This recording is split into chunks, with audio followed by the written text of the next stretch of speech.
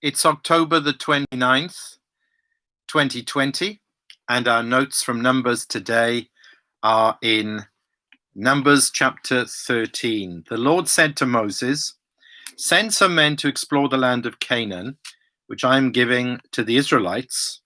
From each ancestral tribe, send one of its leaders." So at the Lord's command, Moses sent them out from the desert of Paran. All of them were leaders of the Israelites. These are their names. From the tribe of Reuben, Shammua, son of Zakiah. From the tribe of Simeon, Shaphat, son of Hori. From the tribe of Judah, Caleb, son of Jephunneh. From the tribe of Issachar, Igal, son of Joseph. From the tribe of Ephraim, Hoshea, son of Nun. From the tribe of Benjamin, Palti, son of Raphu. From the tribe of Zebulun, Gadiel, son of Sodi. From the tribe of Manasseh, a tribe of Joseph, Gadi, son of Susi.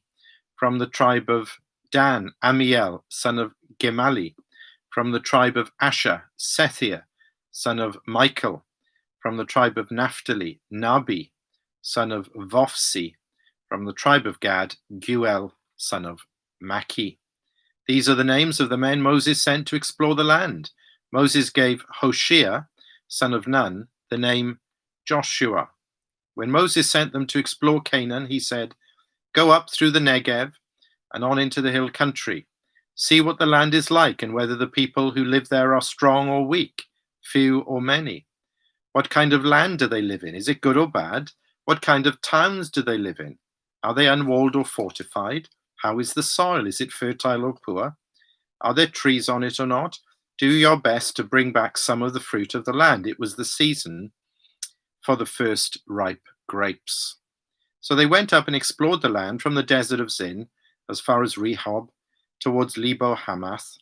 They went up through the Negev and came to Hebron, where Ahiman, Sheshai, and Talmai, the descendants of Anak, lived. Hebron had been built 7 years before Zoan in Egypt.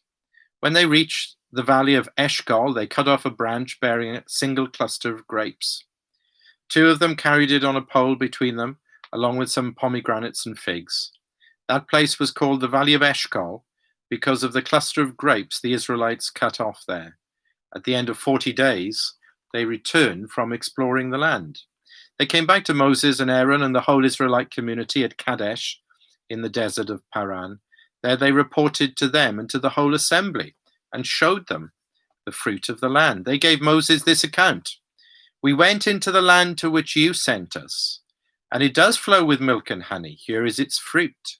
But the people who live there are powerful, and the cities are fortified and very large. We even saw descendants of Anak there. The Amalekites live in the Negev. The Hittites, Jebusites, and Amorites live in the hill country, and the Canaanites live near the sea and along the Jordan." Then Caleb silenced the people before Moses and said, "We should go up and take possession of the land, for we can certainly do it." But the men who'd gone up with him said, "We can't attack those people. They are stronger than we are."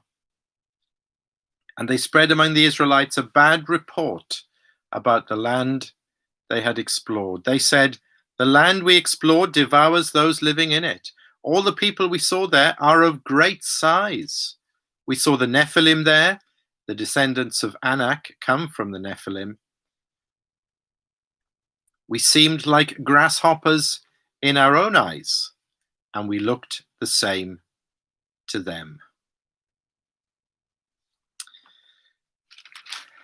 Amen.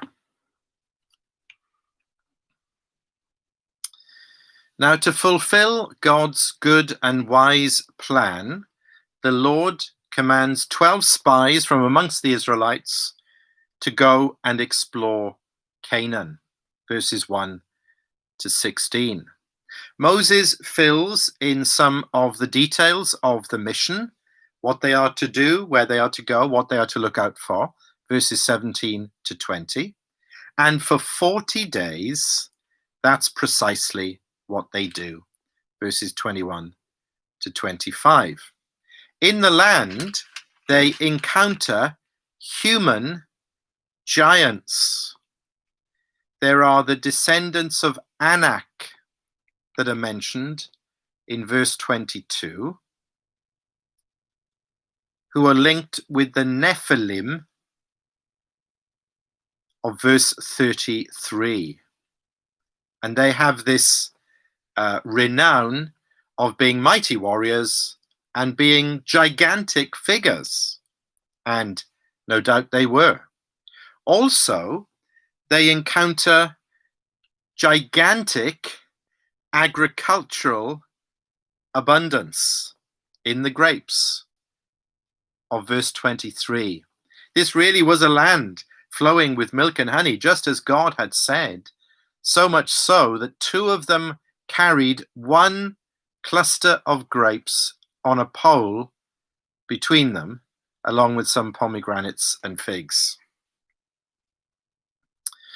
Verses 26 to 33, the spies come back and they report back. However, sadly, the majority of the spies, they give what is called a bad report, verse 32, or in another version, an evil report. Why is their perspective, why is their way of looking at things and responding to all of this, why would it be called evil? Well, it's dominated by fear. They look at everything only from a human perspective or at a human level. There is nothing of God in their thinking. The God who had said at the very beginning, I'm giving this land to the Israelites. When they come back and give their account, the first thing they say is, we went into the land to which you sent us. It's all human. It's all natural. And it's all godless. And God calls that evil. It's offensive to God.